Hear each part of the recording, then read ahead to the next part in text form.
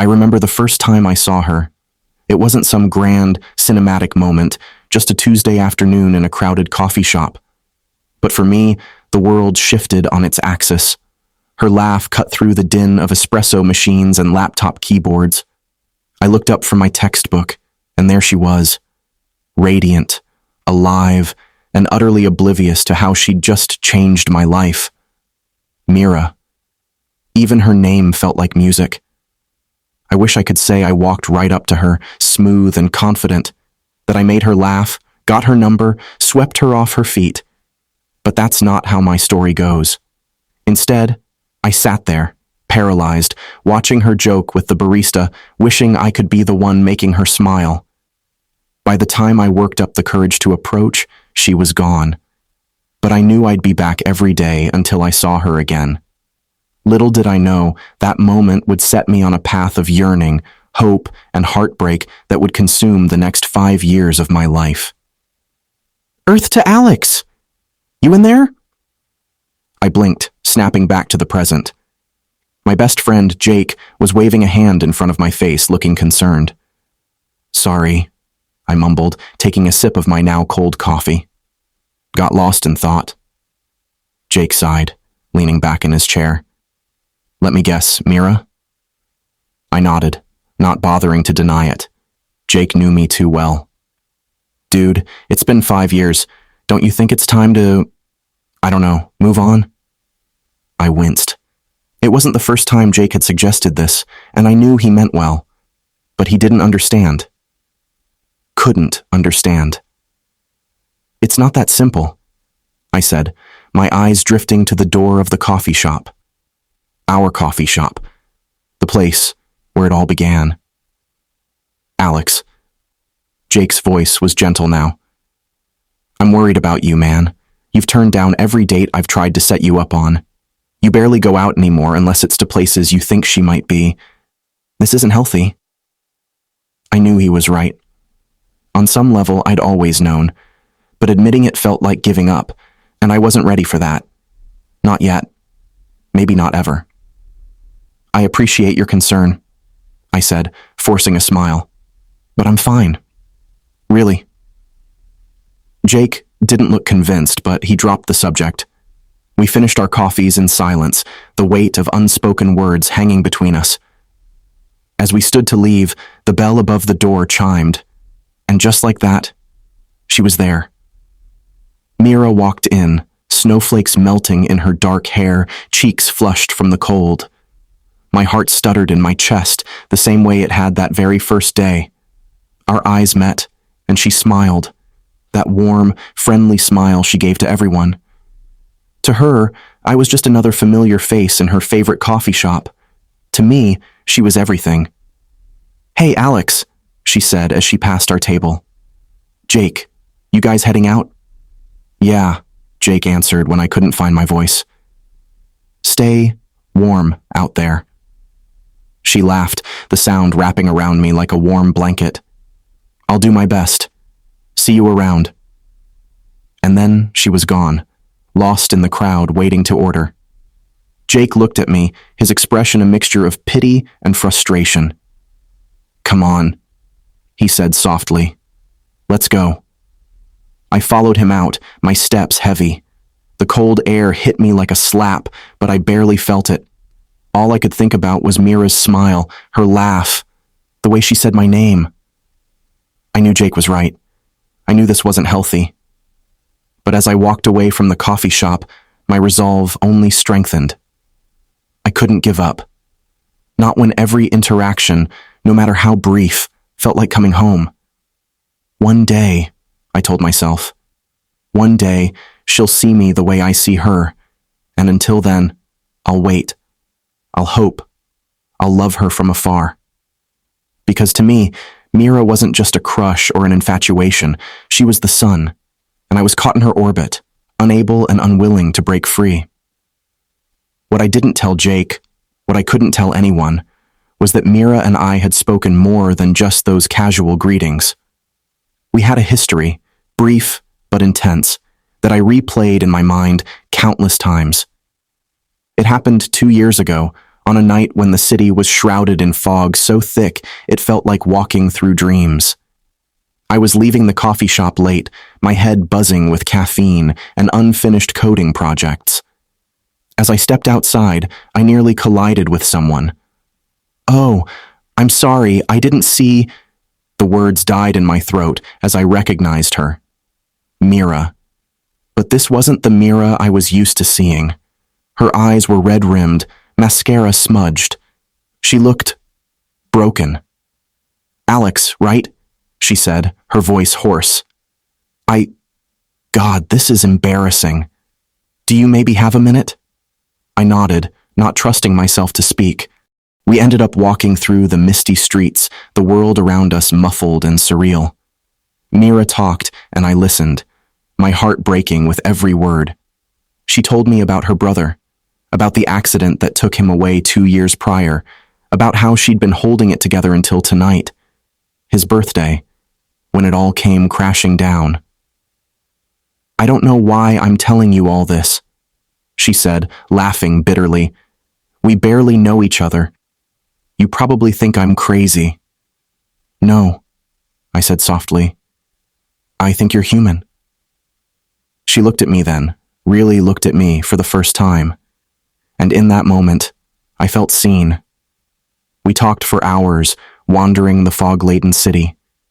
She told me things she said she'd never told anyone, about her fears, her dreams, the guilt she carried. I shared too, opening up in a way I never had before. As the sun began to rise, burning away the mist, we found ourselves back at the coffee shop. "Thank you," Mira said, her eyes bright with unshed tears. "For listening, for understanding. I don't know what I would have done if—" She trailed off, then did something that haunts me to this day. She leaned in and kissed me, soft and sweet and fleeting. Before I could react, she pulled away. "I'm sorry," she whispered. "I shouldn't have. I can't." And then she was gone, leaving me standing there, my lips tingling, my heart soaring and breaking all at once. The next time I saw her, she acted like nothing had happened. She was back to her usual self, bright, cheerful, and distant. When I tried to bring up that night, she changed the subject, her eyes pleading with me to let it go. So I did. Or at least I pretended to. But how could I move on when I had touched paradise? How could I give up when I knew, beyond a shadow of a doubt, that there was a deeper connection between us? I became obsessed with recreating that night, with finding a way to break through her walls again. I started staying at the coffee shop later and later, hoping to catch her in a vulnerable moment. I researched her brother's accident, thinking if I could just understand her pain, I could help her heal. I knew, somewhere in the rational part of my mind, that this wasn't healthy, that I was crossing lines. But I couldn't stop. The memory of her kiss, of the way she looked at me that night, drove me forward. What I didn't realize was that my obsession was pushing her further away. The more I tried to recapture that moment, the more she retreated. It all came to a head on a rainy evening, almost exactly a year after our night in the fog. The rain was relentless that evening, turning the world outside into a gray blur. I sat in my usual spot, nursing a cold cup of coffee, my eyes fixed on the door. I knew Mira's schedule by heart now. She always stopped by after her evening yoga class on Thursdays. When she walked in, soaked and shivering, something in me snapped. I couldn't take another day of polite smiles and meaningless small talk. I had to make her remember. "Mira!" I called out, my voice louder than I intended. Heads turned, but I didn't care. I was focused solely on her startled expression. "Alex? What's wrong?" she asked, approaching my table cautiously. "We need to talk," I said, standing up. "About that night. About us." Her face fell, a mixture of pity and frustration crossing her features. "Alex, there is no us. I thought I made that clear." "No, you didn't," I insisted, my voice rising.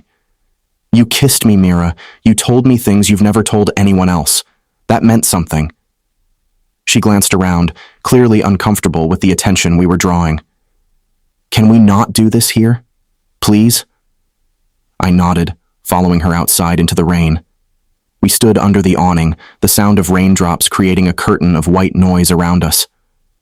Alex, she began, her voice gentle but firm. What happened that night? I was in a bad place. You were kind to me, and I was emotional. It was a mistake. Each word was a dagger to my heart. A mistake? I repeated, my voice hollow. I'm sorry if I led you on, she continued. That wasn't my intention, but you have to understand. I don't feel that way about you. I never have. I felt like I was drowning, gasping for air. But we connected, I protested weakly. I know you felt it too. Mira's expression hardened. Alex, this has to stop. The constant staring, always being wherever I am. It's not okay. I've tried to be nice about it, but you're scaring me. Her words hit me like a physical blow. Scaring her? That was the last thing I ever wanted to do. I'm not... I started, but the look in her eyes stopped me cold. For the first time, I saw myself through her eyes, not as a potential lover, not even as a friend, but as a threat. I think it's best if we don't see each other anymore, Mira said, her voice barely audible over the rain. Please, Alex, don't come here looking for me again. Before I could respond, she turned and walked away, disappearing into the rainy night. I stood there, rain soaking through my clothes, feeling the world crumble around me. How had it come to this? How had my love turned into something that frightened her? Days turned into weeks. I honored Mira's request, avoiding the coffee shop and any other places I knew she frequented. But her absence left a void in my life that nothing could fill. I threw myself into work, into hobbies, into anything that could distract me from the ache in my chest. Jake tried to help, to get me to socialize, but I pushed him away too. Months passed. Slowly, painfully, I started to rebuild my life. I found a new coffee shop, made new routines. But every time I saw a flash of dark hair or heard a laugh that sounded like hers, my heart would skip a beat. It was on a crisp autumn day, almost a year after our confrontation in the rain, that I saw her again. I was walking through the park, lost in thought, when I spotted her sitting on a bench, reading a book. For a moment, all the old feelings came rushing back. The urge to approach her, to try one more time to make her understand, was almost overwhelming. But then she looked up, her eyes meeting mine across the distance. There was no warmth in her gaze, no hint of the connection I'd once thought we shared, just wariness and a silent plea for me to keep my distance. In that moment, I finally understood. The love I thought we had existed only in my mind. I had built a fantasy around a single night, ignoring all the signs that it wasn't real.